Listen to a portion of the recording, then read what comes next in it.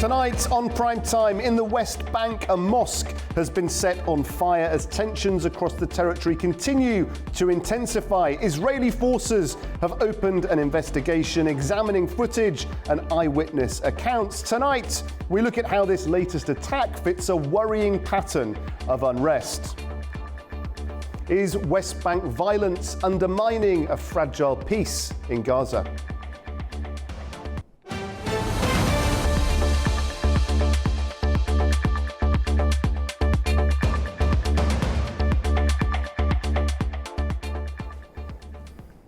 Good evening. Israeli officials say investigators are reviewing surveillance footage and gathering statements from nearby residents to determine who was involved. Well, local leaders warn these incidents are becoming more frequent, raising concerns about the security landscape.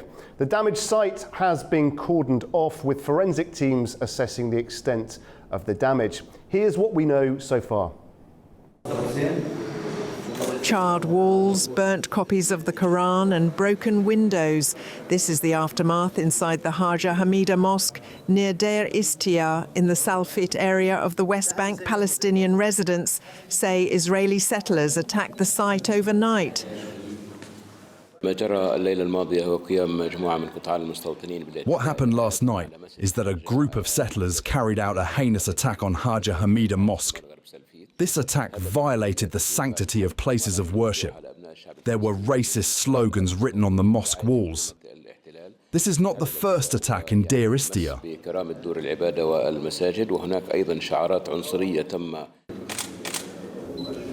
Israeli forces were later seen at the site assessing the damage.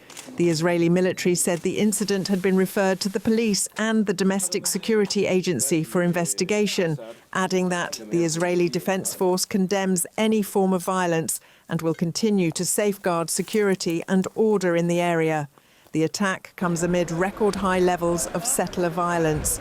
The United Nations says at least 264 settler attacks were recorded last month, the highest monthly figure since tracking began in 2006. The UN has condemned Thursday's attack on the mosque. In a West Bank village, such attacks on places of worship are completely unacceptable. We have and will continue to condemn attacks by Israeli settlers on Palestinians and their property in the West Bank. Israel, as the occupying power, has a responsibility to protect the civilian population and ensure that those responsible for these attacks, including this attack on a mosque and the spray painting of horrendous language on a mosque, be brought to account. The West Bank is home to around 2.7 million Palestinians and some 500,000 Israeli settlers. It remains central to international calls for a future Palestinian state. The attack adds to growing international concern over settler violence, which Palestinians say is taking place with increasing frequency and impunity. Well, my guest tonight is Dimitri Delaney, spokesperson for the Fatah reformist democratic faction, who is based in Jerusalem. Dimitri, thank you very much indeed for joining us on the show. A truly shocking attack. I should point out it has been condemned by Israel's president and an immediate investigation launched by the police.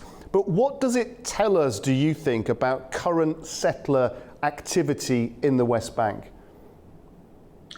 Thanks for having me. These settler terrorist gangs in the West Bank are part of the occupation system.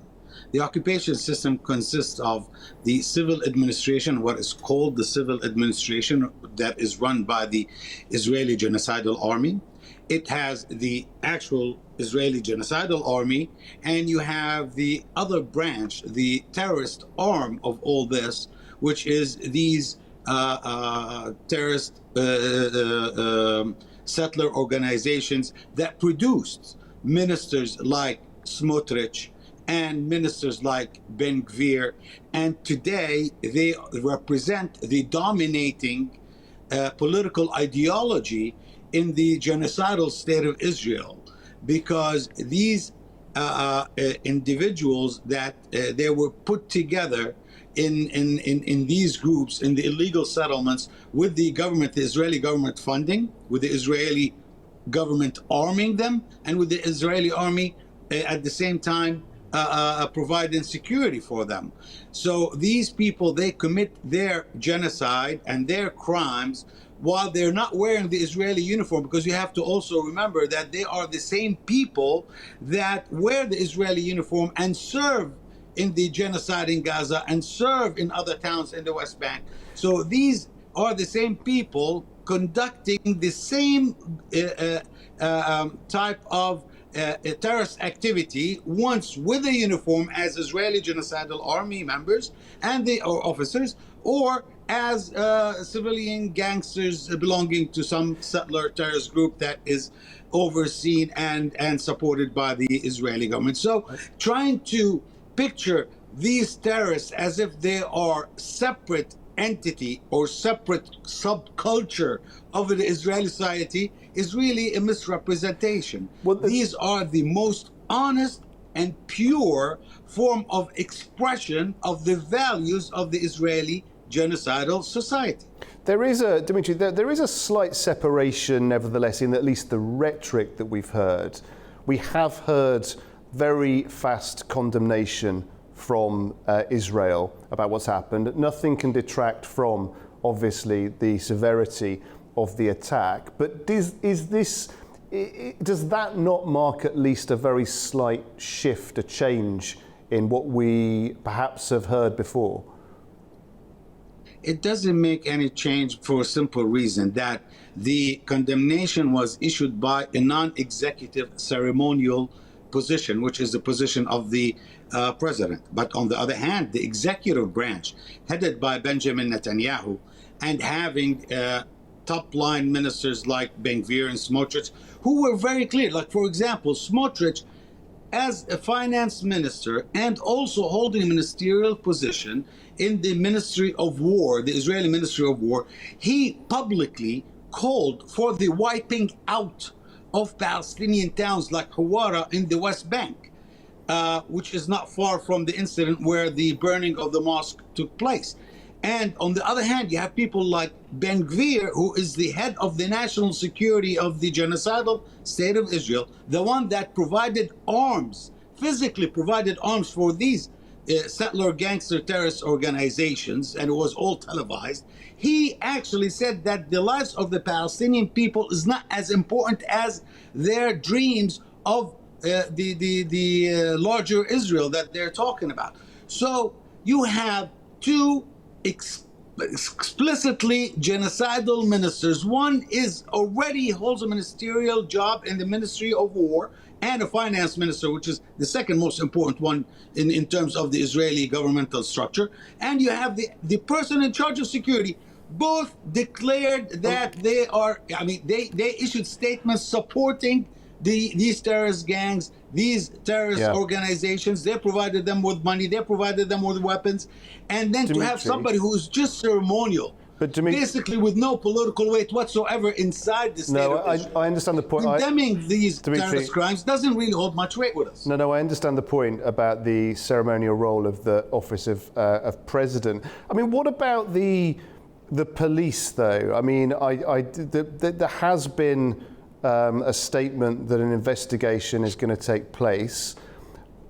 How much faith do you have in that? Has there been any recent cases of that leading to any kind of satisfactory prosecution? Well, let me tell you about the structure of colonial occupation in Palestine. You have two separate systems. This is actually what I'm going to explain to you is appetite, but in its more clear, in the clearest form. You have two legal systems in the same geographical area. One is for the Palestinian people living under occupation, the indigenous people, and we live under a military occupation with military rule, and we deal with Israeli soldiers. On the other hand, these settler gangsters, settler terrorist organizations, and settlers in general, they are dealt with in a civil with the civil police, the civil Israeli police, and they don't have those military laws applying to them, even though we live in the same geographical area, same occupied area. They have civilian police dealing with them. And if you take count of how many of the daily terrorist crimes that these genocidal terrorists do commit in the occupied West Bank, you would find that less than 5% do get to the desk of anybody to complain to. It doesn't need to be even the right entity. And out of the 5%, less than 1% goes through the process and get prosecuted. And until today, unless it is a clear, straightforward murder, none spent one day in jail, including those that burned down houses and cars and fields, including those that shot at pedestrians, including those that say and call for incitement of terrorist violence against the Palestinian people. These people, at the end of the day, they don't spend much time because they are doing the government's job. They are doing the dirty work of the Israeli government. Ethnic cleansing is the goal of the government, already stated many times. And I'll give you an example, very clear example, not about a mosque this time, about a church. In 2018, an Israeli colonial terrorist settler vandalized a church. And then when the church had cameras, he didn't realize that, had cameras, and lawyers were involved and diplomats were involved to make the political pressure for the Israeli police to arrest this terrorist. This Israeli terrorist was arrested, but you know what? In 48 hours, he was filmed vandalizing the same church, because they don't hold them in prison. They don't hold them in prison. It's a revolving door. It's only shot in front of innocent Palestinian children that they kidnap and keep for months so they can exchange with their soldiers in Gaza or anywhere else. This is the situation. It's an apartheid. You cannot ask for justice in apartheid. It's a clear terrorist movement that is supported by this nuclear power that we as Palestinians, we cannot stand up to except with our steadfastness and our voice. Other than that, the genocidal state of Israel has stripped us of all means of defending ourselves, and it supports these terrorist organization members so they would come and attack us. And you have to also remember, we don't have to even shed the light only on these Zionist terrorist organizations. These are the products of the Israeli educational system. They are the products of societal values that dehumanize the Palestinian people. And you have to remember that the Israeli society's main rock is dehumanizing the Palestinian people, because without dehumanizing the Palestinian people, there is no legitimacy for such an occupying colonial genocidal power to be present in the shape that it is present in today. I believe that the Israeli society needs at this moment a shock to send them back to humanity instead of the death cult that they have become,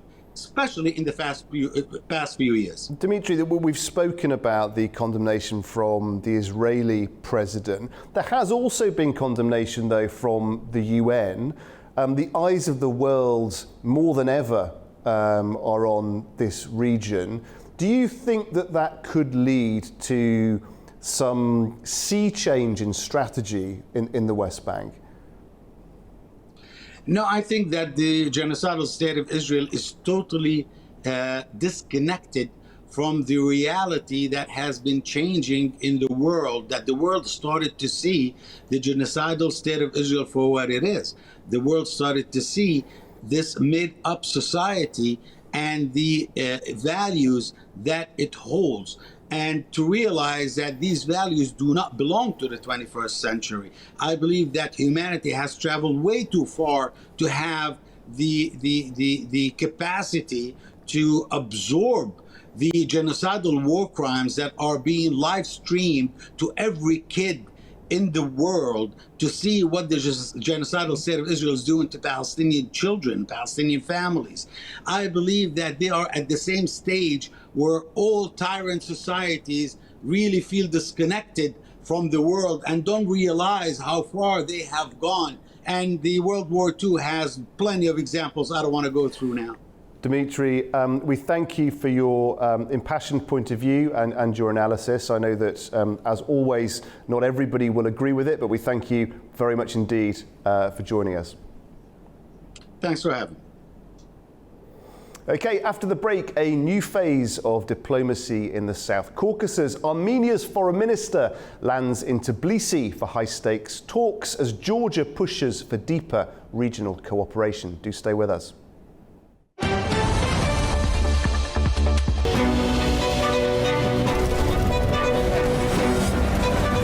It's often said the world never sleeps, but who's ready to wake you up with all you need to know about what is happening across the globe and in the region? We are. Daybreak is live every morning, bringing you a complete wrap-up of the stories from overnight and all the news already happening in the world. The biggest global headlines, the key regional developments, the must-read stories shaping the day. We show them, we discuss them, we guide you through their meaning. We give you the news and a first look at the key headlines. I'm Nadia Jani. And I'm Lou Brown. Join us, it's Daybreak here at AnewZ.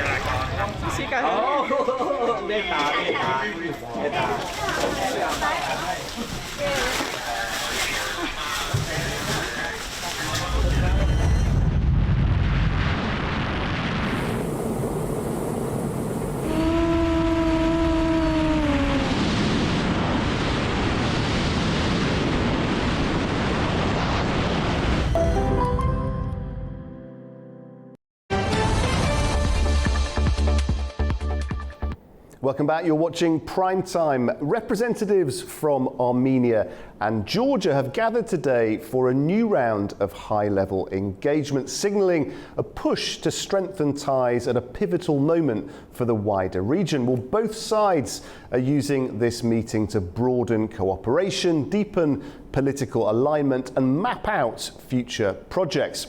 Their renewed dialogue reflects a shared effort to bolster stability and expand long-term collaboration. AnewZ's Nini Nikolashvili picked up the story in Tbilisi.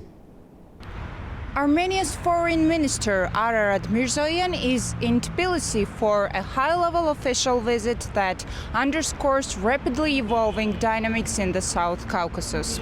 Mirzoyan met his Georgian counterpart Maka Bocarishvili, Prime Minister Irakli Qobakhidze and Parliament Speaker Shalva Papuashvili before holding talks with the president. He also honored Georgian service members by laying a wreath at the memorial to the heroes who died for the unity of Georgia. At the center of discussions were regional security, post-conflict stabilization and the deepening of the Armenia-Georgia strategic partnership, established just last year, but already accelerating. Minister Bocarishvili highlighted Georgia's growing diplomatic role, calling the Washington-brokered Armenia-Azerbaijan peace agreement of August 8 a historic step toward lasting stability in the South Caucasus. She emphasized that Tbilisi remains committed to supporting regional cooperation and reiterated Armenia's firm backing of Georgia's sovereignty and territorial integrity on the international stage. Foreign Minister Mirzoyan, for his part, placed strong emphasis on connectivity, from new transport routes and closer economic links to expanded people-to-people ties.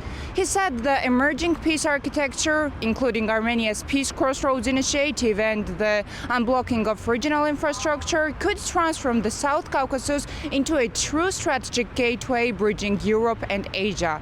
Using Georgia's rail network, Mirzoyan noted that it could further integrate Armenia into global markets. Both ministers underlined that the momentum in bilateral relations is unmatched, with frequent top-level visits and cooperation stretching across security, trade, education and culture. The upcoming visit of Armenia's president to Georgia is expected to reinforce this trajectory. As the region recalibrates in the wake of the Armenia-Azerbaijan agreement, Tbilisi and Yerevan are positioning their partnership as a stabilizing pillar, one capable of shaping a more connected, prosperous and peaceful South Caucasus. Nini Nikolaishvili, Tbilisi, AnewZ. Well, joining me now to discuss this further is Sheraz Mahmoud Khan, a research scholar at Western Caspian University here in Baku. Thank you very much indeed for joining us. It's a fascinating time, isn't it, for partnerships, collaboration in this region. Just give us your sense, please, of the current trajectory of diplomacy that you see in the South Caucasus. Well, it's just not about South Caucasus, but it's about a lot of other regions which are going multi-vector and multilateral policies. Especially in South Caucasus, as we see that, on October 8th, with President Trump, the President Ilham Aliyev and Prime Minister of Armenia, they met and they made a kind of a peace agreement that was quite a historic moment. And right now, Azerbaijan and Armenia are, on a peace mission. Just like that, Georgia and Armenia also have very historic ties, cultural ties and people-to-people connections and all that. And, to prosper in the region, Georgia and Armenia needs to, go and adopt multi-vector policies. It could be with other countries, and we can witness it right now that both of the foreign minister of both of the countries, Georgia and Armenia, have met, and they want to foster the ties and trade. Other bilateral relations, could be education, could be people-to-people connection and all that. They already have historic ties, but they want to foster it more. And for Armenia, it is, Armenia has been with a war in war with Azerbaijan for quite a long time, and Armenia has to. It's in Armenia's need to go multi-vector and to have relations with the neighborhood and in the region. So Armenia is actually looking for, and so is Georgia, is looking for all these kind of bilateral relations. And in this context, Azerbaijan is since at peace with Armenia, and Georgia has supported the peace between Armenia and Azerbaijan. So three of the countries are actually looking for all kind of security interests of their countries and relations, and want to foster their trade relations and economic relations between the countries. And you mentioned obviously Georgia there. Let's just focus on Georgia. I mean, like all countries in the region, it has a complex set of relationships to manage with its neighbours. What is Tbilisi's outlook strategy when it comes to foreign policy, relations with neighbours, really optimising what partnerships might have on offer over the next few years? Well, as we've been seeing that, Tbilisi always have a territorial problems as the other countries have in the region as well. So and you know, Tbilisi it knows that, you know, Armenia is supporting Tbilisi or Georgia in its you know, territorial integrity you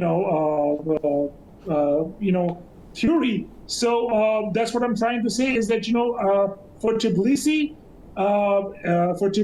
and its economy, because Tbilisi is kind of, you know, all these countries after the dissolution of Soviet Union, they were kind of all landlocked countries. But Tbilisi, you know, this Tbilisi wants to have relations with the other countries, as all the Central Asian countries want to have relations with Azerbaijan, with you know, with Russia as well, and this you know, with another power which is called China. So every country wants to go multilateral, bilateral to foster its economic growth, and Tbilisi badly needs that as well. And so the Tbilisi foreign policy would be as good as the other foreign policies of the other countries in the region, and that would be to have relations, good relations, to have you know, good bilateral relations with countries surrounding the or in the region. So, and this is what it is going on. This phenomena has been introduced by China in the region, because China wants to have good relations with you know, another power, Russia, and the Russia and China, they collaborate. China has a lot of investment in the region. Every country wants to have a benefit out of that investment, that is Belt and Road Initiative, and which is one of the big mega projects of this, you know, South Caucasus or this region, Central Asian region, or whatever you call it. But every country right now needs to have more cooperation, more strategic interest, more of bilateral, trilateral trades, and every country, you know, need is to go multi-vector, and that's what they're practicing right now. And do you think there's any danger? You know, these huge powers all now have interest in Central Asia, South Caucasus, in this region. We've seen, you've mentioned Russia, you've mentioned China. Obviously, the US brokered peace deal between Azerbaijan and Armenia comes with a transit route, which there is huge hope and expectation around. Do you think that this region, Central Asia, South Caucasus, will ultimately be a major net beneficiary of all of this interest? Well, okay. So Central Asia, we must understand that it was a landlocked country, but with a lot of reserves of oil, minerals, and you name a reserve, and Central Asian countries have that. But it was a landlocked countries. As far as, you know, China, as I said, that China has one of the biggest investors of the, you know, Belt and Road Initiative. It would be infrastructures building, it would be connectivity, it would be a lot of things. And almost all the countries in the region are being benefited out of it. So countries would obviously be interested in going with China. B is that Russia is also a power in the region. We cannot negate that. It's a bigger power. And Russia and China right now are collaborating because Russia has a lot of sanctions on its own. And Russia wants support of China, or want to collaborate with China in order to integrate, you know, in other parts of the region. And so these are the two powers. As far as U.S. is concerned, you know, I think after the withdrawal of U.S. troops and NATO troops from Afghanistan, you know, U.S. kind of lost its, you know, hegemony in this part of the world. And now U.S. wants to come back because, you know, where these two powers are, U.S. wants to come back with its own, you know, multilateral policies maybe. And they know none of the powers can afford any kind of a disturbance in the region. So that's why everybody is asking all the smaller or the medium powers in the region to collaborate, to have a peace, to have, if, for example, if there's a problem in Afghanistan, the whole region can get, destabilized because Afghanistan has its own connections with Central Asian countries and so on and so forth. So actually, none of the countries really want to have any kind of a disturbance. So they want peace. They want to, and these countries have been, in the war for quite a long time. Just imagine, Ukraine war is going on. Azerbaijan and Armenia had a war. Afghanistan had been in a problem for quite a long time and still is. So all these countries are having a lot of potential if they expand on the potential, if they literally do trade and all that. So this region can change its fate by just doing trade, by just going multi-vector, by keeping the peace in the region, and so on and so forth. Yeah, it's a very interesting point you make about the contingency of peace. And of course, trade routes are fantastic news, very positive.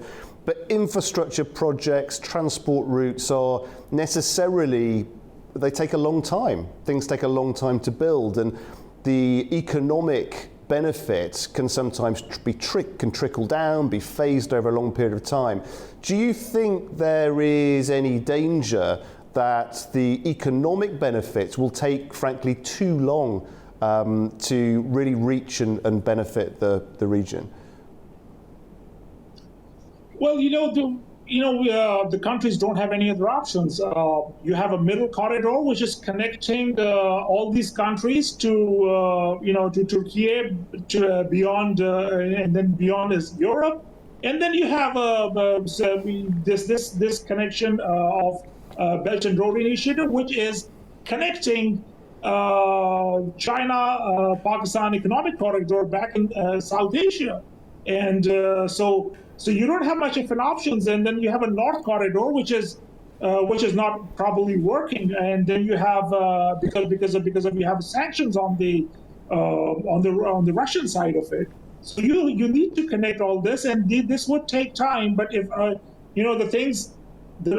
kind of a cooperation between all the countries which are in the region are going on, I'm quite positive about it. That sooner or later, things would get better in the region, and all the major powers, all the stakeholders have a lot of interest in the region. So are the middle powers, so are the small powers. So I think, and the kind of a trend of this, cooperation and trade and connectivity, and this thing has started. It might get better in future. Like, for example, we have a very good relations of Azerbaijan and Turkey and Pakistan. Another good trio. This could be a good trio as well. Armenia and Azerbaijan and all that. But security has always been a bigger problem in this part of the world. And Azerbaijan is secure enough. Armenia cannot really afford any kind of a war with Azerbaijan or any other country. So Afghanistan is totally exhausted. Afghanistan was in war for like decades and decades since we were born. So that kind of a thing. So I think the countries are exhausted with the war and all that, and there's not a unipolar moment anymore. It's a total multipolar world. Multi-vector policies would go on. Things would shift like that. So I think this is how what we are seeing at the moment, and we are witnessing, and things are going on. Yes, yeah, absolutely. That path to peace, also producing prosperity. Thank you very much indeed for joining us. My pleasure. Okay, we'll take a short break now. When we're back, Bakhtir Hassanov will be here with the very latest business news of the day. Do stay with us.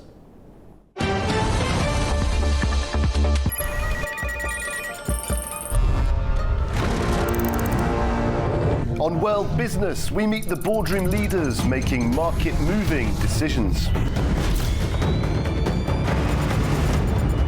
And find out how leaders are dealing with continuous technological disruption.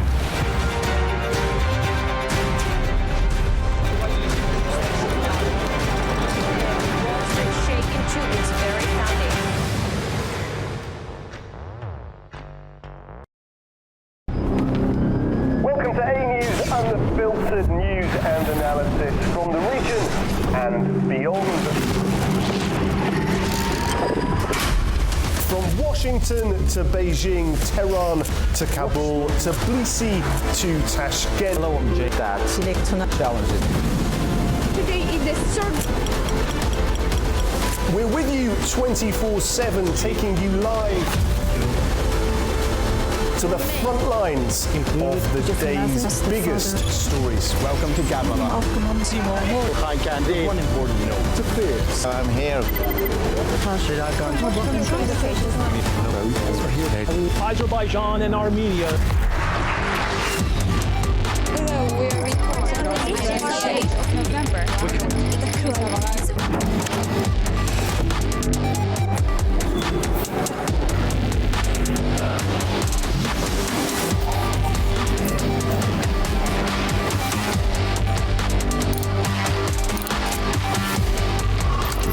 Reporting from Paris, Dar es Salaam, Tel Aviv, Washington, London, Moscow, Kyiv, Berlin, Rio de Janeiro, Beijing, Bangkok, Tbilisi, Tashkent, Almaty, Kazakhstan, Port Sudan, Tehran, Islamabad, Istanbul, Kabul for AnewZ.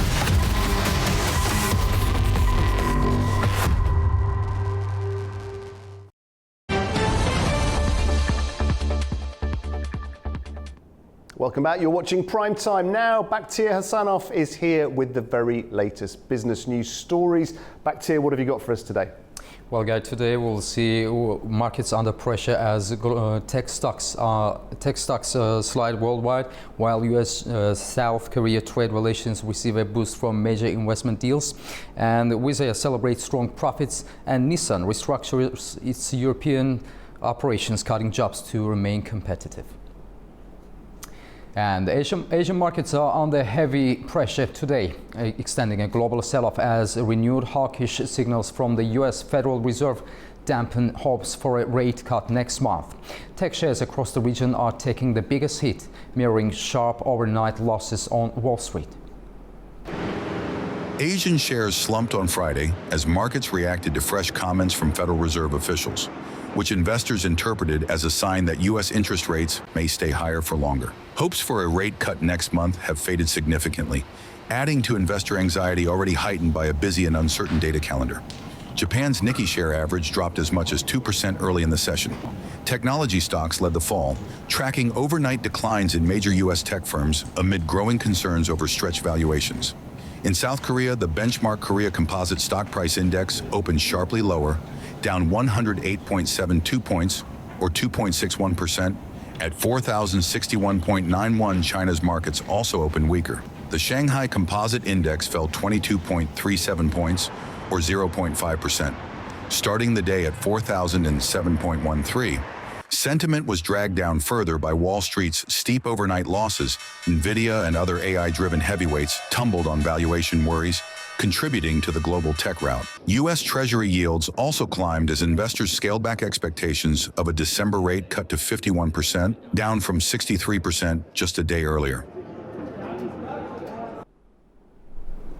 In a major development for U.S.-South Korea economic ties, the two countries have released details of a sweeping trade agreement. The deal includes massive Korean investment in U.S. industries and the reduction in American import duties. The United States and South Korea announced on Friday the details of a new trade agreement that will see South Korea invest $150 billion in the American shipbuilding sector, with an additional $200 billion earmarked for broader industrial sectors. The announcement comes after a meeting in October between South Korean President Lee Jae-myung and U.S. President Donald Trump, where both leaders agreed to cut American import duties on South Korean products from 25% to 15%. The reduction will cover cover a wide range of products, including automobiles and auto parts, semiconductors, steel, and aluminum. Under the agreement, South Korea will also build nuclear-powered submarines and develop a new partnership with the U.S. focusing on shipbuilding, artificial intelligence, and the nuclear industry. South Korea has confirmed that the reduction in auto tariffs will be retroactive to November 1st, once the agreement is finalized and a bill on the $350 billion investment package is submitted to the South Korean parliament. Experts say the deal is expected to strengthen economic cooperation between the two countries while boosting U.S. industrial and defense sectors. Walt Disney is bracing for what could become a prolonged fight with YouTube TV over the distribution of its television networks, a standoff that has already rattled investors and raised fresh questions about the future of Disney's traditional TV business. The dispute has led to a blackout of Disney channels on one of the fastest growing streaming TV platforms in the United States.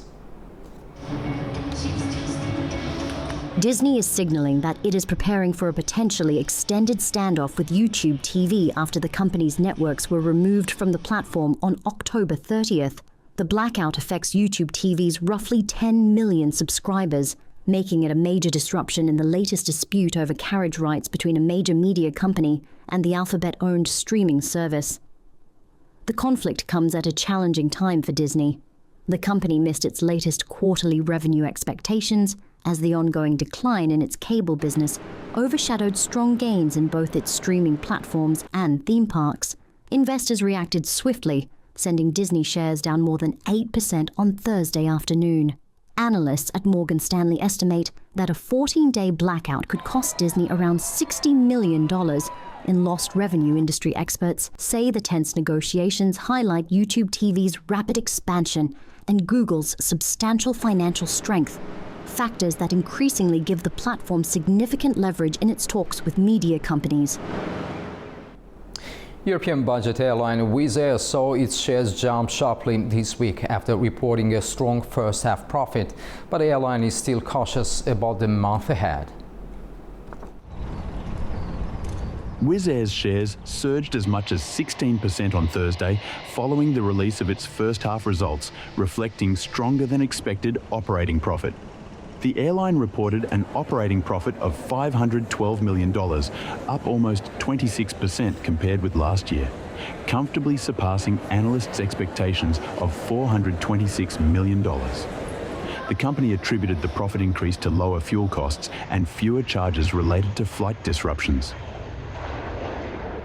However, Wizz Air also issued a cautious forecast, expecting a low single-digit decline in full-year revenue. The airline said winter capacity would remain a short-term challenge, as it seeks to manage operations amid expected drops in unit revenues. CEO József Váradi said the first-half profit beat was driven by careful cost management, including fuel savings and reduced disruption charges, while the decision to cut winter capacity was aimed at stabilizing operations. Analysts welcomed the move, noting that Wizz Air appears to be executing its strategy more effectively than in previous quarters. Bernstein analyst Alex Irving described the capacity adjustment as a sensible approach to maintain operational stability. The airline has faced ongoing challenges, including technical issues with Pratt & Whitney engines, slow repair schedules, and geopolitical tensions in the Middle East and Eastern Europe. In response, Wizz Air has delayed deliveries of 88 Airbus jets from 2030 to 2033 to cut costs and strengthen profitability. The company has also adjusted its timeline for returning all planes to service from mid-2027 to the end of 2027. Japanese automaker Nissan is moving ahead with a major restructuring in Europe. The company will cut dozens of jobs at its regional office in France, part of a broader plan to streamline operations and return to profitability. Nissan will eliminate 87 positions at its European regional office in Montigny-le-Bretonneux, France, as part of a global restructuring and turnaround plan led by CEO Ivan Espinosa. The plan includes a 15% cut in overall headcount. The automaker, which has faced prolonged challenges in key markets such as Europe, is aiming to streamline operations and boost efficiency. Under the plan, Nissan will reduce its global production capacity by nearly 30%, bringing output down to 2.5 million vehicles, and cut the number of manufacturing sites from 17 to 10. Most of the job cuts at the European office will affect marketing and sales roles. At the time the agreement was reached, 64 of the 87 positions were filled. However, the company is also creating 34 new roles and opening additional vacancies to support internal redeployment, meaning the final number of redundancies is expected to be lower. The Montigny-le-Bretonneux office oversees operations across Europe, Africa, the Middle East, India and Oceania, and currently employs around 570 people. Nissan has confirmed that management in Europe and employee representatives reached an agreement in October on the organizational changes. The decision is part of efforts to align the workforce with current business realities, simplify roles, and remove some management layers to increase efficiency. The job cuts will be implemented in phases, starting with a voluntary separation program. If voluntary exits do not meet targets, forced redundancies could begin in early February. And finally, Swiss luxury giant Richemont has delivered stronger than expected sales, even as the sector battles currency volatility, rising gold prices and tough US tariffs. The company posted double-digit growth in Asia and is holding up better than many of its rivals. Swiss-based luxury group Richemont has posted a 14% rise in organic sales, beating analyst forecasts and showing resilience in what the company describes as an unprecedented period, marked by currency swings, higher gold prices and US trade tariffs.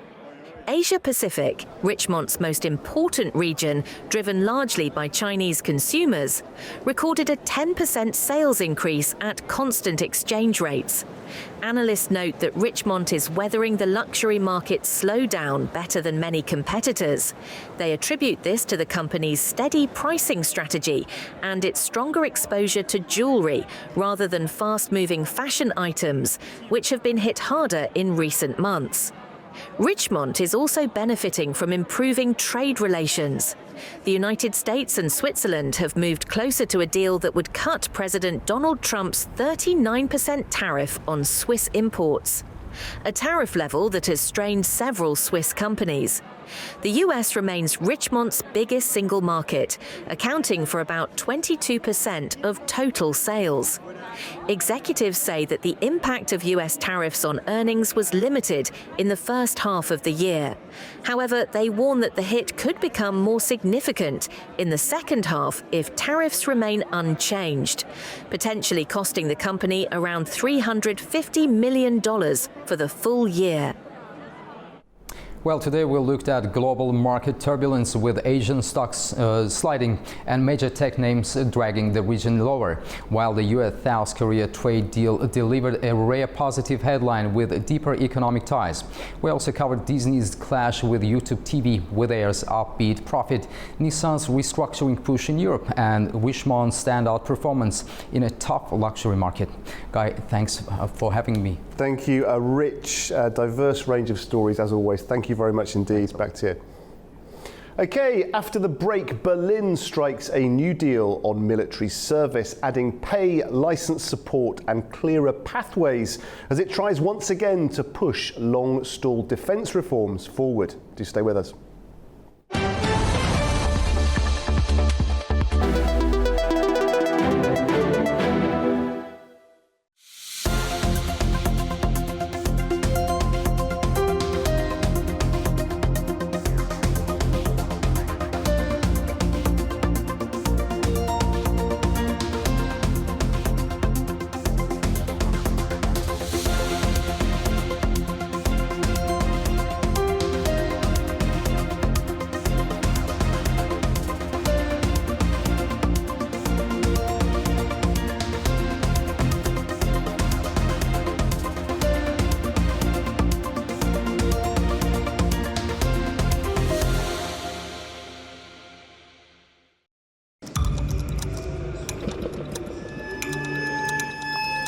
Inside Politics delves deeply into the heart of global issues shaping our world today.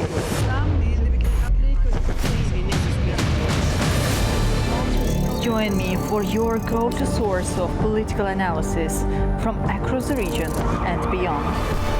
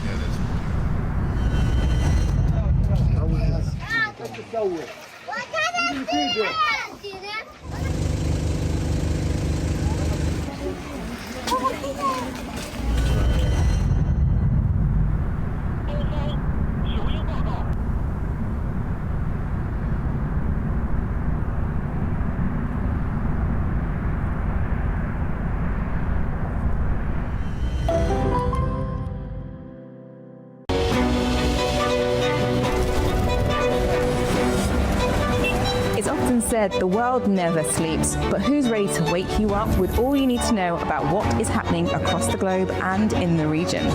We are. Daybreak is live every morning, bringing you a complete wrap-up of the stories from overnight and all the news already happening in the world.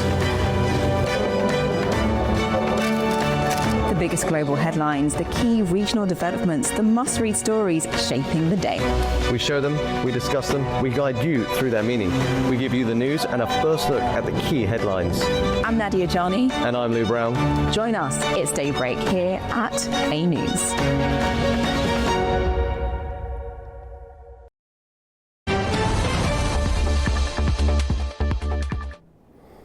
Welcome back. You're watching Primetime. Germany's government has settled on a fresh compromise to overhaul military service, aiming to break a political deadlock that has dragged on for months. Now, the plan introduces monthly pay, financial support for obtaining a driving license, and a clearer pathway into specialised roles. It's Berlin's second attempt to steer its defence overhaul through competing party pressures as ministers push for a system that can attract recruits and withstand public scrutiny. Germany's coalition partners have agreed on a draft bill on Thursday to introduce a voluntary military service as the country seeks to strengthen national defences amid concerns over Russia. The EU's largest nation will initially rely on volunteers for the new scheme. If enough soldiers do not sign up, Parliament may consider other measures, including a lottery system to select people at random for compulsory service. The government is offering incentives to boost participation. The Defence Ministry hopes the 6-month voluntary programme will double the number of trained reservists, with some volunteers expected to pursue careers in active service. I would like to emphasise once again that the voluntary military service personnel who come to us will have a gross income of around €2,600. Depending on the length of service, some will receive a subsidy for a driving licence, either for a car or a truck. This will also benefit the armed forces when they enter the reserve, so all in all, a well-rounded, attractive package. Defence Minister Boris Pistorius aims to raise the number of active soldiers from 180,000 to 260,000 by the early 2030s to meet NATO targets and strengthen Germany's defences as part of a planned increase in military spending. NATO Secretary-General Mark Rutte welcomed Germany's initiative, stating that more personnel are needed in its armed forces. Well, you know, each country decides for themselves how to deal with the question of getting enough men and women into the military. But I'm very happy to hear that the coalition here in Germany has now agreed, as I understand it, on a way forward. And that is very important, that there is a political agreement, political Einigung, and I think you have achieved it now in the Berlin coalition. So it's up to each nation how to deal with this, but obviously as NATO Secretary General I'm always happy when decisions are taken to get more people involved in our military. From next year, all 18-year-olds will receive a questionnaire asking about their health, education and willingness to perform military service. Men will be required to respond. Around 700,000 young people born in 2008 or later will be contacted to complete registrations and medical screenings. Okay, joining me now to discuss this further is Klaus Jürgen, political analyst with Economy First Limited in London. Thank you very much indeed for joining us on the show. Why has Germany decided to do this then? You know, we heard there from the Secretary General of NATO, he's very pleased about it. But what does this reveal, do you think, about German concerns around security? Well, pleasure for having me. Yes, of course, it is a very important and tricky subject for Germany. Now, my generation actually grew up very happily with having two options. Either you join the armed forces or you opt for social services. And this was standard. Over time, you could simply drop a postcard into the letterbox and say you do not want to join the military. There was no more examination in front of a local court, so to speak. Then it was always said the German, West German, and then later on United military would need just over 220,000 active soldiers to stay up running. Now, yes, of course, the number has dropped. The military was not necessarily the number one employer choice for most young men, and after all, we lived in a relative period of peace, at least in Central and Western Europe, so it was not necessarily the number one priority. We have to put this into perspective. Now, of course, geopolitical and world politics have changed. The EU is soul-searching, NATO is soul-searching, and above all else, the country where I was born to, Germany, is soul-searching. What kind of role can we actually assume on a European and on a global stage? And this is where my criticism kicks in, dear friend and colleague. Now, if the economy is in dire straits, which it is in Germany, only think automotive sector. If the pensions are no longer 100% guaranteed safe because there are less children than we had ever expected, would build this bridge, what we call the generation contract. If other factors come into play, migration and looking for a political identity. Now, what can a government do? A government can do, okay, we all shrug it off, or we find a topic to tell our population we are actually not as bad as it seems. Only two spring to mind. The first one is foreign policies, and the second one is defense. Make Germany great again, same like make America great again, make Europe great again. How do you do this? Divert public attention from domestic problems and say we need a strong military, a better military, and a totally more proactive foreign policy based on defense. This is exactly where we stand in Germany at the moment. And what about young people? Because this is such an emotive, such a sensitive area, isn't it? You know, we're talking about mandatory service in some cases, medical screenings.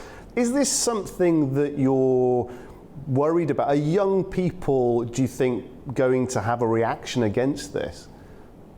Oh yes, there are already calls for strikes at schools, the higher education system, the vocational schools, and the what we call the Abitur, the third tertiary higher education at school, not university. People are already asking for strikes. Go onto the streets.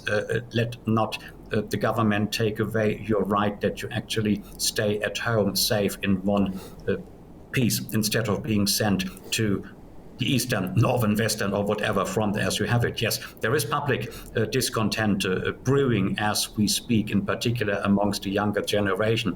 How does the government try to stop that potential growing unrest? By offering over 2,000 euros gross, yes, take away 500 or 600 euros.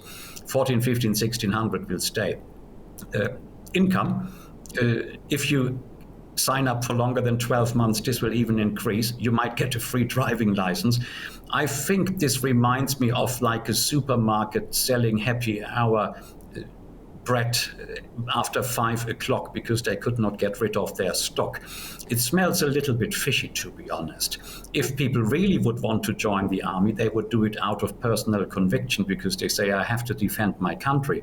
Apparently, young male in Germany, by a vast majority, don't see that the Russians are invading overnight Hamburg, Berlin, Bremen, or Cologne, God forbid. So I think it is a clever, perhaps not so clever trick by the government to attract exactly these numbers. Now, you mentioned the numbers in your introduction. I think the numbers can be reached. We have unemployment about young people. We still have an east-west gap economically, and it is rising, unfortunately, as we speak. There might actually be an increasing number of young male who say, well, 12 months, 24 months, at least I have a roof over my head and I have an income, and then see what happens later. But these young men will only join because they know Russia will not attack. No one else will attack. So it is take the rough with the smooth. I'm not cynical about this. My generation actually grew up in the post-Cold War era, eventually in a peaceful, united Western Europe, and now trying to enlarge towards the East. And the last thing we need is militarization again, that people wake up in the morning and say, look, who is going to attack us next? Honestly, I think it is the wrong time and the wrong move. And also another question about the method, if you like. We all understand there are broader tensions that are taking place. But this is, as you've just described, Germany is a famously high-tech company, high-tech country rather. We're in the era now of drone warfare, of cyber security. Why such an emphasis on conventional military investment? Two options, if I may say with my modest insight, or a little bit more than that. Yes, of course, we live in the age of IT warfare, but unfortunately, Germany has not joined that race from day number one. We only have to look across a couple of countries towards the Republic of Turkey, the drone manufacturers and what have you. Germany still believes that a conventional army is the best deterrent against any aggressor, which, don't get me wrong, by all military standards in this new millennium is absolutely hilariously wrong. So some would actually say not the military has to be streamlined and completely overhauled, but perhaps the politicians who run the military should have a second guess at what they actually want. Secondly, we have, unfortunately, a rising trend, tide of populism, and very often far-right populism. People are looking for answers. Same like what Donald Trump so cleverly said during his election campaign, make America great again, because he knew Americans are looking for a purpose for America. Many Germans are looking for a purpose. What is our place in Europe?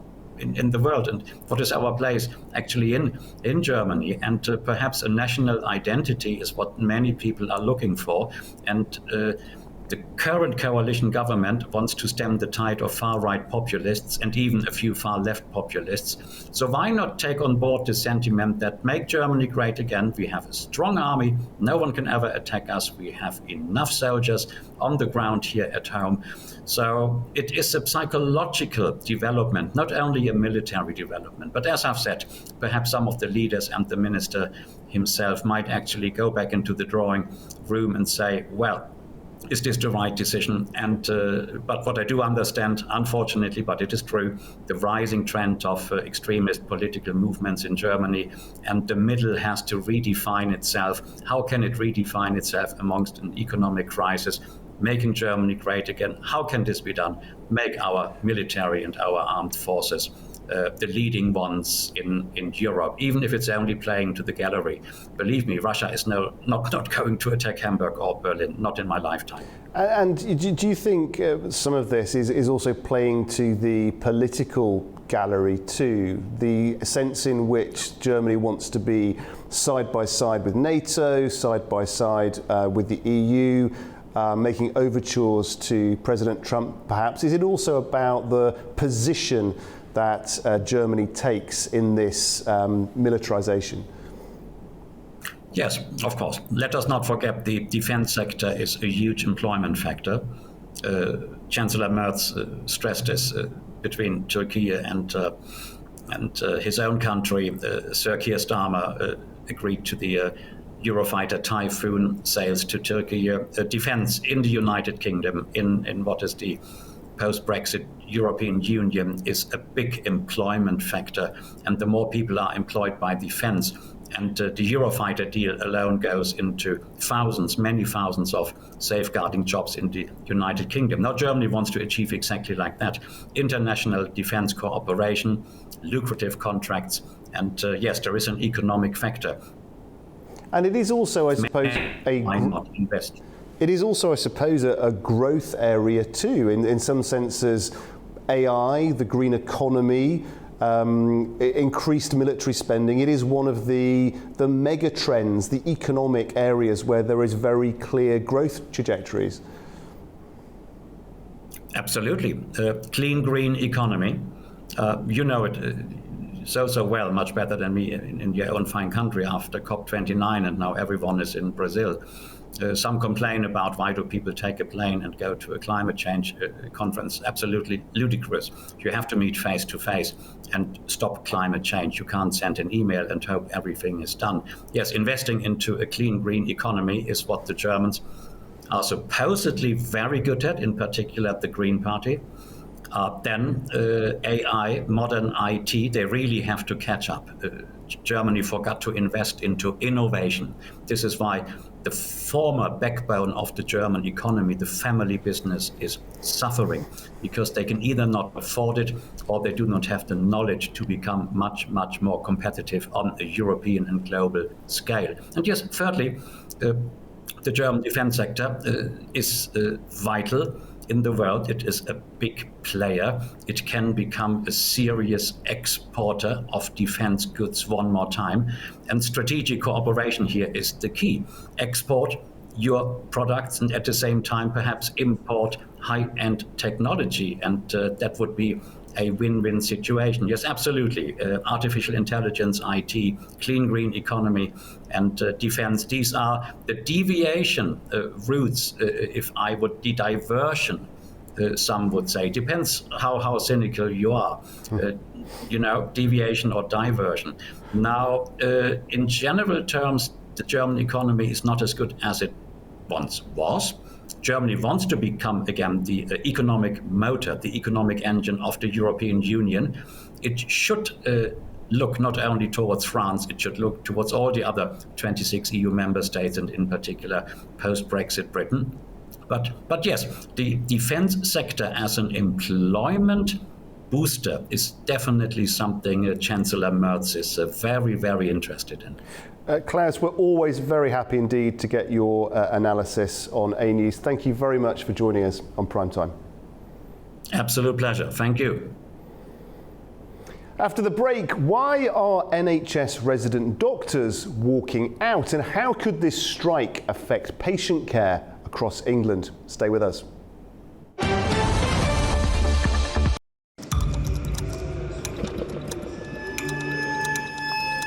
Inside Politics delves deeply into the heart of global issues shaping our world today.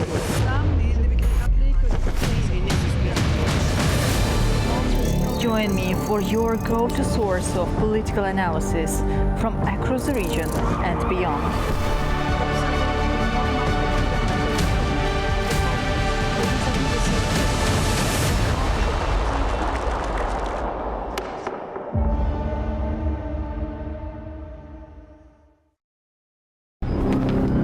Welcome to AnewZ, unfiltered news and analysis from the region and beyond. From Washington to Beijing, Tehran to Kabul, to Tbilisi to Tashkent. Hello, I'm Jay. Challenges. Today is the third. We're with you 24/7, taking you live to the front lines of the day's biggest stories. Welcome to Gabala. Hi, Candy. One important note to this. I'm here. Azerbaijan and Armenia. Hello, we're reporting on the shade of November.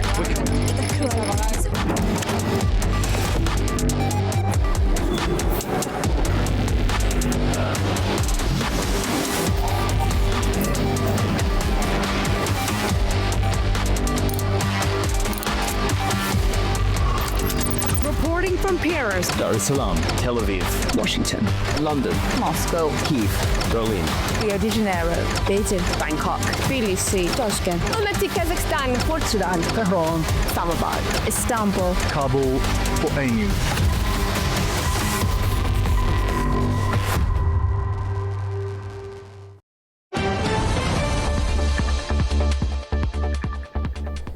Welcome back. You're watching PrimeTime. Now, a major dispute within England's medical workforce has entered a new phase as large numbers of staff withdraw from duties for several days. Well, the stoppage arrives amid intense strain on care providers already struggling with heavy demand. Those involved say earnings and conditions have fallen behind expectations, while political leaders warn the disruption could slow progress on essential services. Thousands of NHS doctors across England have begun a 5-day strike, marking one of the longest periods of industrial action the health service has faced in recent years. The walkout, led by resident and junior doctors, comes at a time when hospitals are already under pressure, with winter demand rising and waiting lists still at historic highs. Doctors say real terms pay has eroded over more than a decade, leaving many struggling to manage rising living costs while carrying increasing clinical workloads.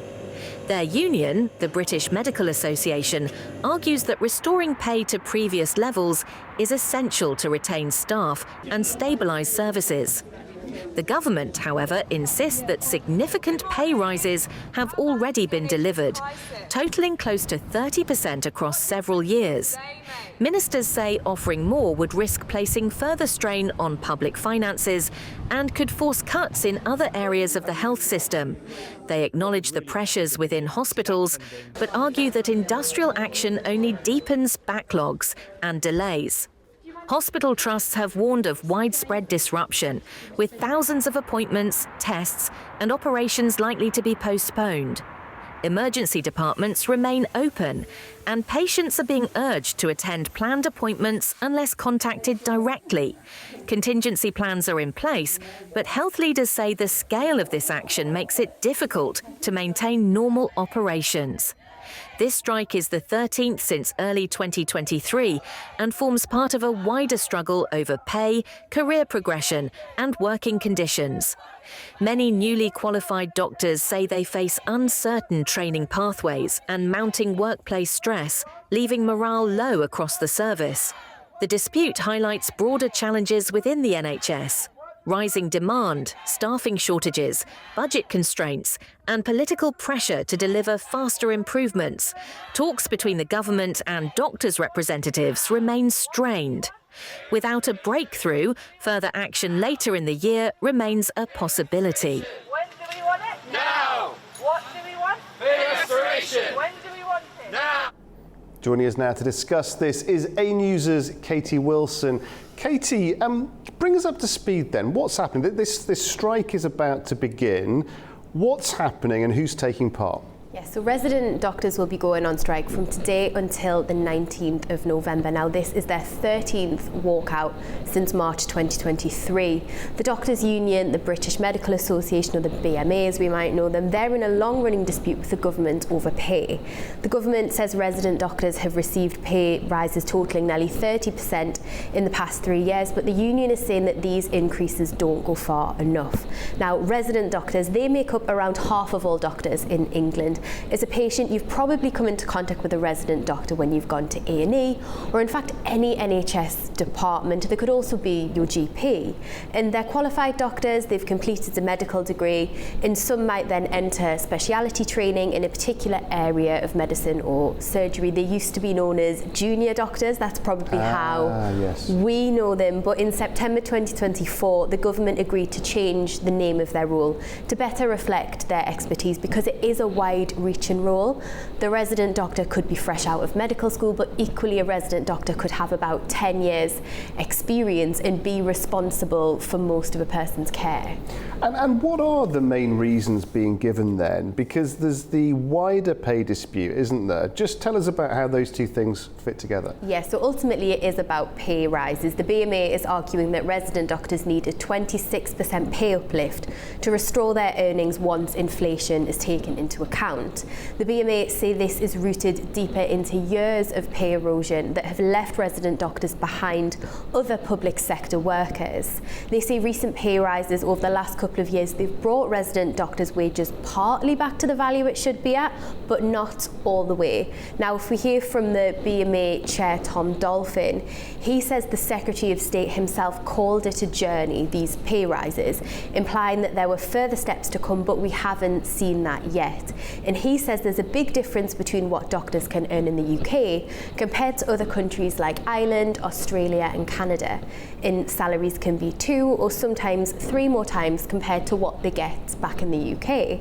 And he says this is about investing in staff in the UK, but also retaining them and providing specialists and GPs that people need.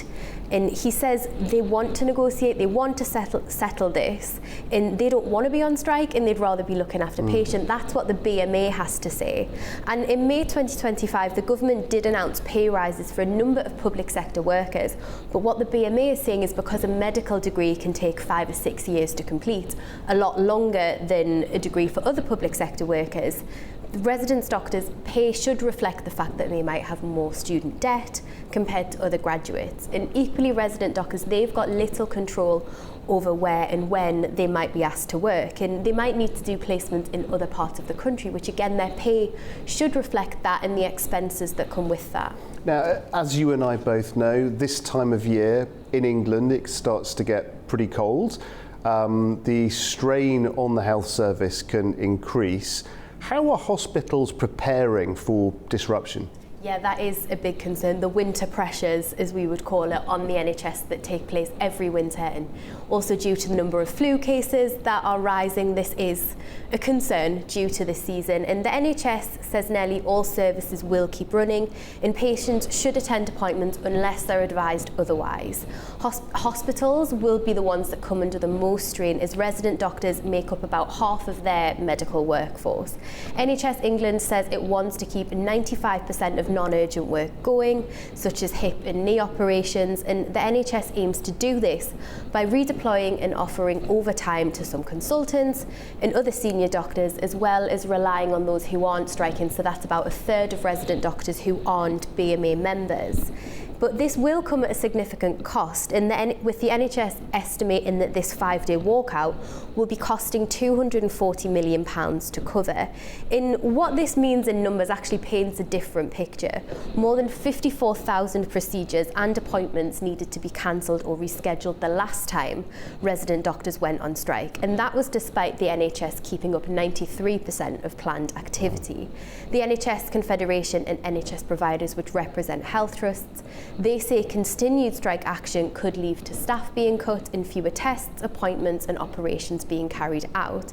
And they added as well, the knock-on effect for patients is that some will be forced to wait longer for care, and many may no longer be able to work without the treatment that they need.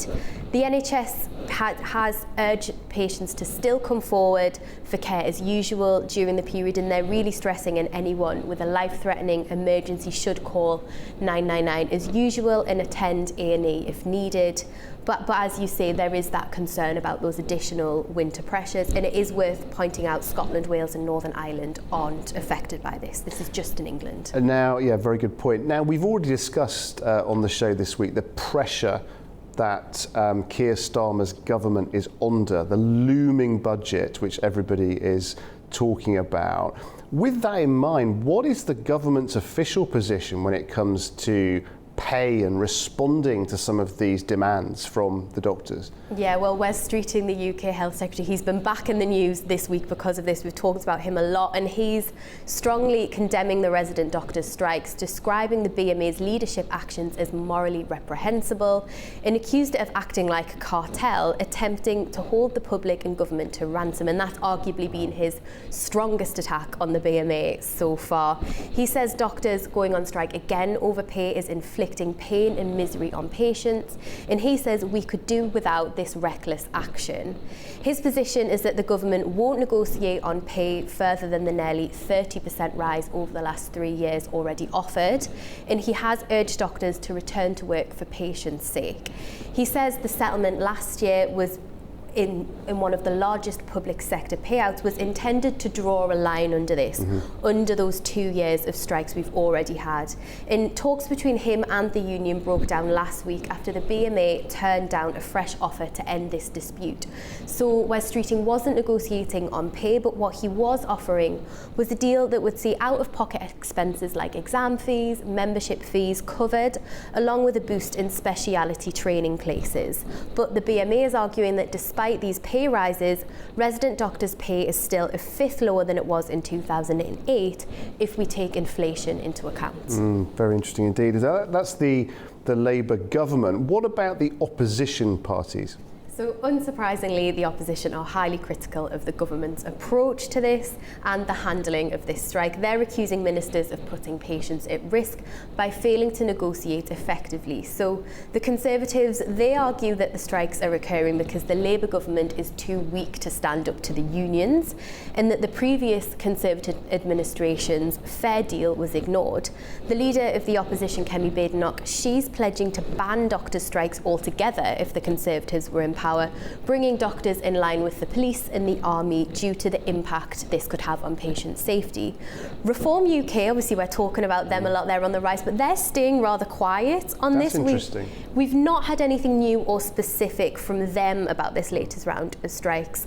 The other end of the spectrum, the Liberal Democrats, their focus is on the practical impact on patients and the need for immediate action, and they're accusing the government of dithering and delaying. So unsurprisingly, the Labour government's been criticised all round by the opposition for how they're handling this. Wow, fascinating. Katie, as always, we thank you for bringing in all those facts and figures and staying on top of the story for us. Okay, after the break, we'll be taking a look at the top trending social media stories with Guli Garadagli. Do stay with us.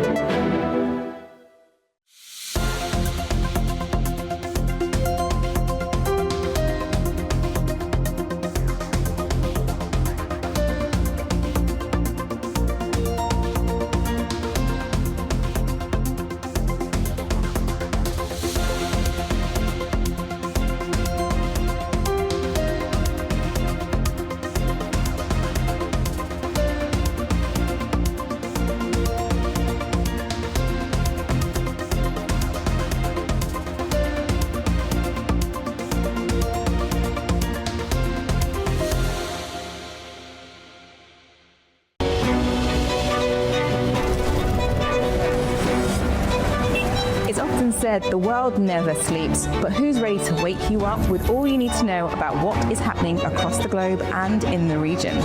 We are. Daybreak is live every morning, bringing you a complete wrap-up of the stories from overnight and all the news already happening in the world.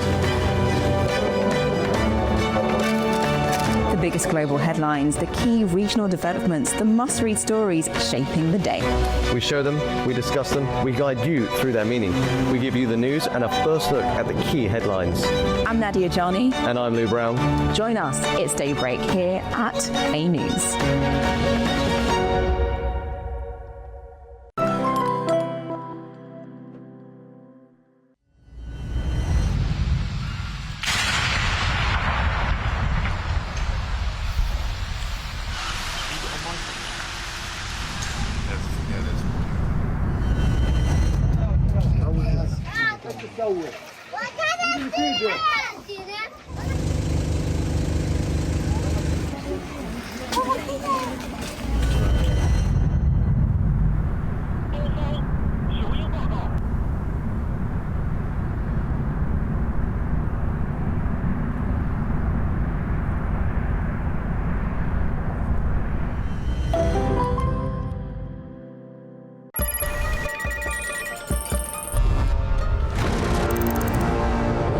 On World Business, we meet the boardroom leaders making market-moving decisions. And find out how leaders are dealing with continuous technological disruption.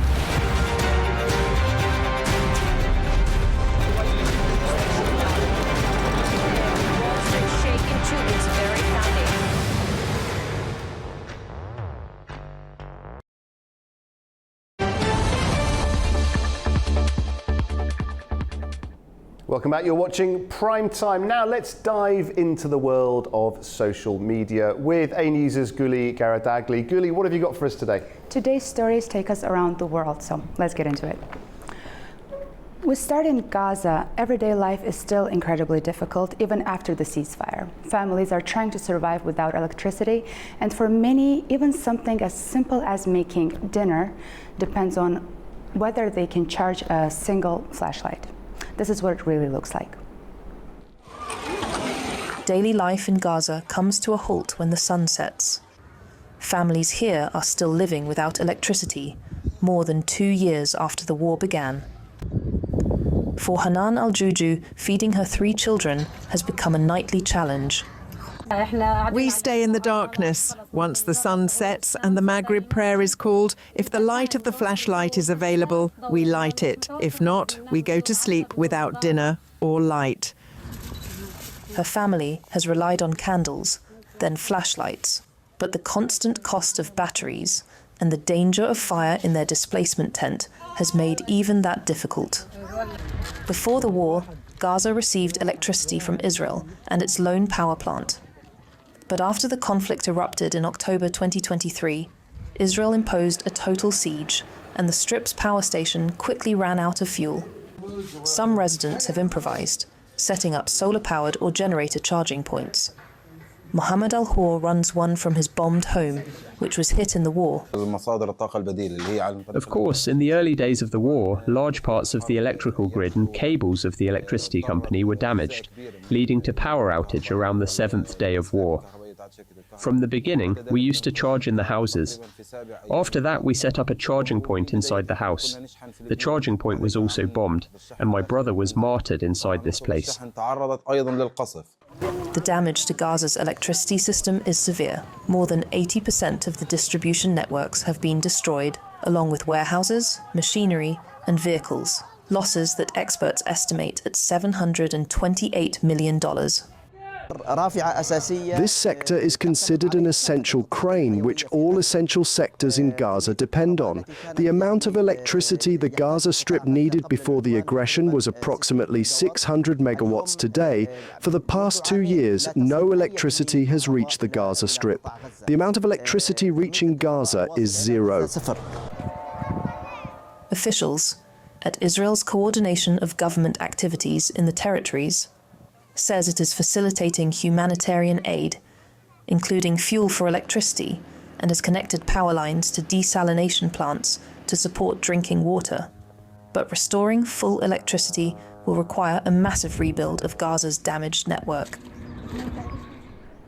All right, let's take you from Gaza to Brazil now.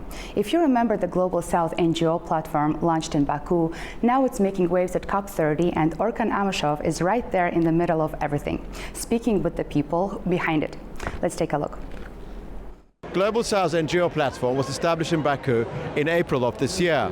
Back then, during the inaugural session, the focus was on the necessity of meeting the challenge facing Global South countries, South-to-South cooperation, and climatic matters. And today's side event being held here in Belém, Brazil, entitled Global South Bridge, Connecting Climate Action with Justice, is of course part of the self-same trajectory. How would you evaluate the importance of Global South platform in terms of actually addressing challenges facing the countries within that geographical scope? Well, thank you. I think the Global South NGO platform is really crucial in the sense of bringing together the Global South countries, because there's a lot of the overarching problems that all countries face, but until now the policy has always been detached. Countries have tried to overcome them on their own, but like our President, His Excellency President Ilham Aliyev said, they can count on us, they can count on Azerbaijan, especially the NGO platform, to bring together all of these countries and form a platform to overcome these issues, find funding, and bring everyone together. what is your evaluation of this particular side event? And do you think that NGOs, non-governmental organizations, have this particular propensity for producing tangible outcomes in a way that state actors are not able? Well, I think first and foremost, this is the outcome of a very good creation out of the Azerbaijan COP29. The Global South NGO network itself presents a wonderful opportunity for civil societies, some private sectors as well, and communities to really come in and do their part, where sometimes at the highest level or the legislative levels are unable to end up creating something because of the bureaucracy. But I think what is also more important is that the amount of knowledge that exists sometimes at the NGO level allows some of these things to be transformed and shared. Earlier this year in April, we have founded Global South NGO platform, as you and me were also moderators there. And it was a legacy. When we have the question, what's the legacy of Azerbaijan from COP29? Of course, in different directions, Azerbaijan really has a profound legacy. But when we speak about the civil society, legacy for civil society, we can mention this Global South NGO platform, because Global South NGO platform was it was an initiative of Azerbaijan National NGO Forum. But it was this call to action to create such a platform was signed by more than 100 countries represented from Global South and Global South countries. And while world leaders are talking climate, Jeff Bezos is busy sending another rocket into space. If you're into space launches, this one is a big deal. Jeff Bezos' space company Blue Origin has finally launched its New Glenn rocket on its first full mission.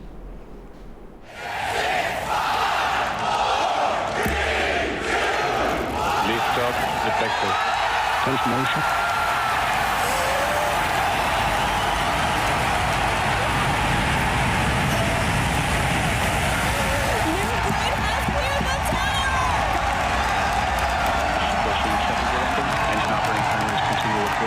BE4 is unreal.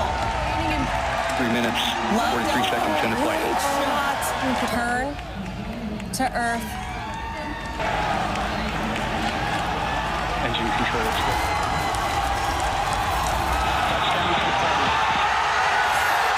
You know you're gonna see when they do it. Back down on Earth, and actually right here in Baku. Football night in Baku always brings the energy. Azerbaijan faced Iceland, and our own Narchicek Jahangirli was on the ground tracking everything. Let's take a look. Iceland secured a 2-0 victory over Azerbaijan in their 2026 World Cup qualifier. The first team to find the net appeared to be Azerbaijan, as Nariman Akhundzadeh sent fans into a brief celebration, but the goal was ruled out for offside. Iceland capitalized soon after, with Albert Gudmundsson opening the scoring in the 20th minute. The second blow came in the 39th minute, when Sverrir Ingi Ingason struck from a free kick to double Iceland's lead. Overall, the Icelandic side displayed excellent team spirit and strong coordination, reading the game well and connecting through accurate passes. Azerbaijan, meanwhile, struggled with passing accuracy and finishing counterattacks. The team's morale dropped after conceding the second goal, leaving little room for a comeback. Surely lessons have been learned ahead of their next match against France on Sunday, November 16th. This was Narchicek Jahangirli and Zohrab Shirinov reporting from Baku. For something a little different, if you ever wondered what life was like in Pompeii before everything went kaboom, London's got you. With this new exhibition, you can literally time travel to Pompeii, VR, 360-degree volcano, Roman villas. Let's take a look.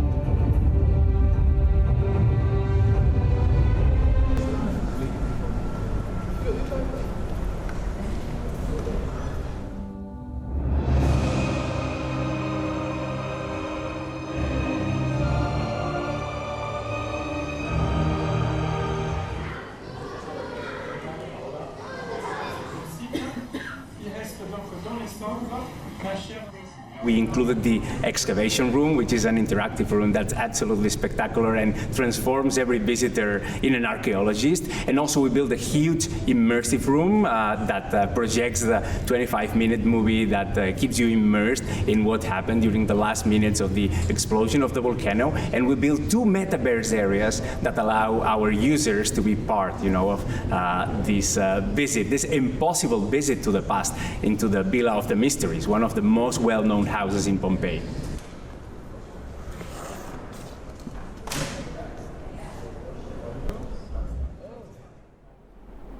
And speaking of London, if you're someone who loves Christmas lights, and who doesn't, Kew Gardens is officially with its famous winter trail.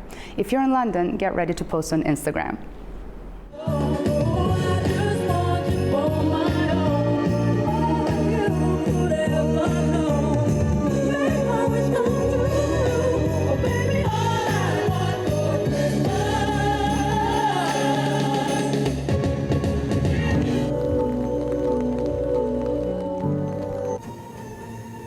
Once the quietest time of year at Kew is now one of the busiest. We have more than 300,000 people that are going to be coming over the next 49 nights to see this amazing show.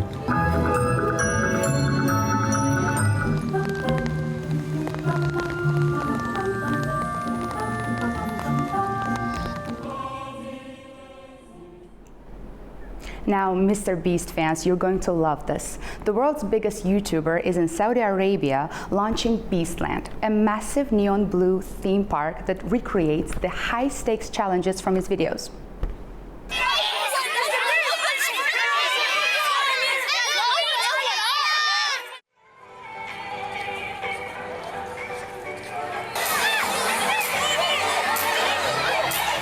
Probably one of the best days of my life, just walking around and experiencing the lighting and everything. Even like, because I'm like really obsessing over every little detail. Like even seeing like some of the like sand in the air where like the lights, because we have spotlights everywhere to really create the futuristic vibe. Like just the spotlights, you see the sand in it, and every little thing, it just feels awesome, and I'm so excited. So the park is split into 2. The front part of the park is like what a typical theme park where we have roller coasters and drop towers and a lot of stuff you would see there. But the back half of the park is custom games modeled after our Mr. Beast videos and our hit show Beast games, where one of the top requests I get is like, I want to be in a Mr. Beast video, and obviously I can't have millions of people be in them. So now we created that in real life where you guys can come visit.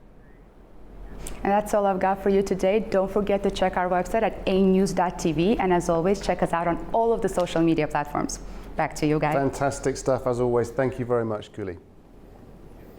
Okay, now let's take a look at other major stories from around the world. Day 5 of COP30 is underway, with tensions rising between the indigenous movement demanding a bigger voice and ongoing negotiations on unresolved issues. Yesterday was Health Day, marked by the Belém Health Act. Today is all about energy, from low carbon versus net zero debates to the continuing gap in adaptation finance. For more, let's go now to our correspondent there on the ground, AnewZ's Orkan Amashov. Orkan, fabulous to see you as always. Let's take a look at this then now. What is, it's been a very, very strange time, hasn't it, over the last few days. You've had Energy Day today. What have the main messages been as this day's developed? Thank you, Guy. Indeed, day 5 is unfolding now. Basically, today's key development first thing in the morning was that the period lasting for 3 hours when we were not able to enter the blue zone, effectively there was a blockade organized by members of the indigenous movement, and there was a clear signal communicated to all the delegates, all the media representatives, not to enter that area. There was a security alert. So there was a moment when some people actually argued that today's day, day 5, actually will not commence at all, but ultimately did after 12 o'clock. Indigenous movement and their sense of being excluded from the process dominates the landscape here. Yesterday, I interviewed actually Brazil's federal minister responsible for the indigenous movement, and their overall feeling is that there has been a market in terms of their involvement within the climate negotiations of the past few years, but ultimately they do not have any say on that ultimate decision that is going to be made here. Yes, yesterday was Health Day, and the key focus was on adaptation. To what extent actually we can increase climate literacy? To what extent actually we can recalibrate our lifestyle without worrying too much about greenhouse gas emission reductions, which is absolutely important, and that's part of the mitigation, of course. How we can actually reorient our lifestyle, do some changes to structural elements of our life in order to be able to be more receptive to those changes. That was a key focus yesterday, and of course the Lame Health Act was adopted. That's a declaration. It's very positively received around here, and many people that I've spoken to praised its vitality and the future-oriented elements entailed at its core. Today is, as you rightly mentioned, there is a dichotomy between two different visions, and that is very visible, in particular when it comes to global North and global South countries. One approach is based on the idea that we need to cut greenhouse gas emissions. That is absolutely vital, but that is not being necessarily curtailed only by means of actually decreasing the production of hydrocarbons, but also by means of actually increasing the renewable prowess and renewable the potency. For example, in the case of Azerbaijan, which is a developing country under those rules and under those standards, by means of actually increasing your natural gas production, you can actually act responsibly if you're actually increasing your renewable potential. For example, Azerbaijan by 2025 is determined to increase that potential by 30–40%. And by means of actually recalibrating, having a proper balance, by means of protecting your national interests, by means of following different international standards, you can have energy security, you can have stability internally, you can increase your energy export capabilities. And then, of course, while doing all of those things, you can also actually achieve the reduction, very considerable, palpable and long-term and sustainable reduction in your greenhouse gas emission. So it's a very complicated subject here. Also very interesting, of course, developing and developed countries are working together. This is a part of the COP diplomacy. But ultimately, Guy, if you're going to ask, if your following question is going to be about what is to expect for today, no massive announceable really is expected. And I inquired about the subject. I spoke to a number of people yesterday. I spoke to Yalchin Rafiev, COP29 lead negotiator. I spoke to COP30 president and many other members of delegations who do not like their names being mentioned, of course. But I've been told that actually Brazil, it looks like, my impression, what I've inferred is that, unlike COP29 presidency, did not have a particular set of objectives properly mandated prior to COP29. And now it's very risky to make those actually unmandated declarations because the failure may be a possibility. Therefore, my feeling is that COP30 presidency will try to present this COP as part of the natural process. We'll make sure that everybody understands that let us not be focused on sensationalist the headlines. Let's focus on the process. That will be the way out, I imagine.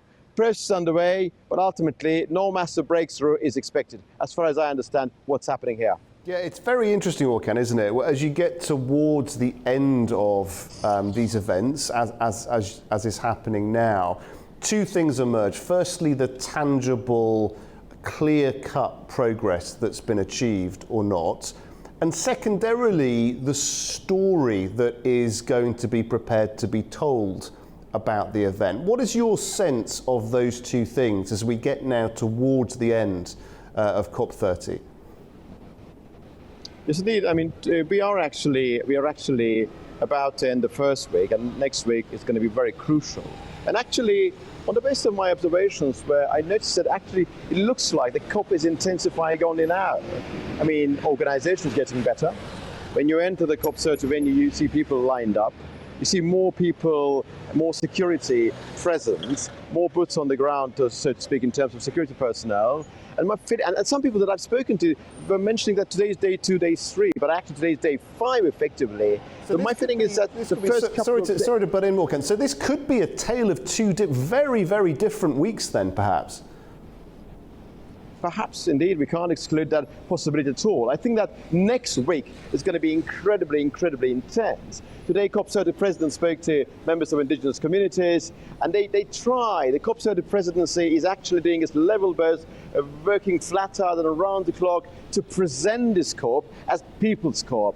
The COP of indigenous people, indigenous movement, but so far on that ground they have failed. There's also, as I mentioned last time, there's a massive political battle happening inside the country. Although the indigenous movement, their representatives, some of them support President Lula, but some sections of that particular movement, we took 30% population residing in the Amazon basin, actually are said to have been manipulated by the opposition. But of course, it's all debatable. I don't want to go into that. It requires deep understanding of internal politics of this country. But I'm really reflecting what I've heard. Next week is going to be incredibly crucial. Yesterday, I was attending this high-level annual meeting involving COP29 presidency and COP30 presidency. I had very interesting interviews. I even had an informal chat with Simon Still, UN climate change chief. There is a huge, enormous amount of respect, deference shown toward Mukhtar Babayev, COP29 president. It looks like that really, for all the challenges, for all the limited time the COP29 presidents had, they did a really fantastic job. And it looks like what attained in Baku last year will be at the heart of what may happen in a positive sense here. After all, I think we should be very reasonable when it comes to our evaluation of what success may mean. COP29 presidents worked very hard. They were planning for loss and damage fund, Article 6.2, 6.4, and perhaps at the end of this process, in the very end, COP30 presidency will say that, well, ultimately, we prepared fortuitous ground for COP31 make those important decisions for the entire human civilization. There's a very good and very positive cooperation between two presidencies. And also one more point, if I may, it is not necessarily related to the question you asked, but also some of the atmospherics here are not about the actual process, but also who will host COP31 next year, Turkey or Australia. And yesterday I conducted an interview with the leading person, the person who's in charge of Turkish COP delegation. There's going to be a massive battle there, and the battle goes to the heart of that global north, global south, the battle friction. Turkey is a very developed country in many ways. It's an incredibly important country, rising regional power, but economically, according to those standards, it's still a developing country. And many analysts actually believe that Turkey, with its own economic resources and rising fortunes, but at the same time being in the league of developing countries, would be in a better position to host COP31. So a lot is happening, really, a lot is happening. But in terms of a breakthrough, perhaps something related to health, perhaps some sort of declarations could be made. But my only inference on the basis of what happened so far, that what Mukhtar Babayev, COP29 president, mentioned during his speech on day one, that 40 billion pledge, particularly dedicated to the adaptation, could potentially be declared at a later stage. I also have to inform you, Guy, that UK has refused to support that 5 billion pledge known as Tropical Forest Forever facility on the basis of the fact that when it comes to adaptation, the transparency is very important, and there is a huge mistrust between developing and developed countries when it comes to developed countries' approach to what developing country is naturally and realistically capable of delivering on the transparency front. Orkan, we thank you so much for everything you've done this week. We hope you managed to get at least a little bit of rest this weekend, and we look forward to hearing your insights from that final week that we're heading into next week. Thank you very much indeed. Thank you, Guy. Let's turn our attention now to Ukraine. Now, there have been major overnight attacks on both Ukraine and southern Russia. Hundreds of Russian drones and missiles struck nationwide, including hits on energy facilities and in residential areas, according to Kyiv officials, while a Ukrainian drone strike triggered a fire at a Russian oil terminal. Ukrainian officials say Russia launched one of the largest overnight attacks on Kyiv since the start of the war, firing 430 drones and 18 missiles at energy facilities, residential areas and key infrastructure. At least 6 people were killed in the capital and more than 35 injured, including children and a pregnant woman, according to Kiev's military administration. 11 apartment buildings were hit and fires broke out across multiple districts. Damage was also reported at a hospital, a school and sports facilities. Power outages were recorded in central, southern and eastern regions as air defences attempted to intercept the barrage. In Kiev Oblast, additional injuries were reported and widespread damage hit homes and industrial zones. President Volodymyr Zelensky condemned what he called a deliberately calculated attack aimed at causing the maximum possible harm to people and civilian infrastructure. He said the Azerbaijani embassy in Kiev was damaged by fragments of an Iskander missile. Azerbaijan's Ministry of Foreign Affairs later issued more detailed statement, clarifying that one of the Iskander-type missiles actually fell onto the territory of the embassy, destroying part of the perimeter wall, damaging the consular section, service vehicles and several buildings across the compound. The ministry underscored that no casualties were reported, but described the scale of destruction as serious and unacceptable. Following the incident, Azerbaijan summoned Russia's ambassador, delivering a formal protest and handing over a note verbale. Hours later, Ukraine carried out long-range strikes. President Zelensky confirmed that Ukraine used long Neptune missiles against Russian targets, saying Kyiv would continue responding to Russia's attacks and urging allies to tighten sanctions. Ukrainian drones struck the Russian port of Novorossiysk, hitting a docked vessel and an oil depot and injuring 4 people, according to officials. Another strike targeted the Saratov oil refinery, with damage reported to civilian infrastructure. Russia, meanwhile, claims its air defences destroyed more than 200 Ukrainian drones, including 66 over Krasnodar, 45 over Saratov, and several more over Belgorod and Rostov. Well, that is all we have for tonight and for this week on Prime Time. From all of us here at AnewZ, thanks for being with us.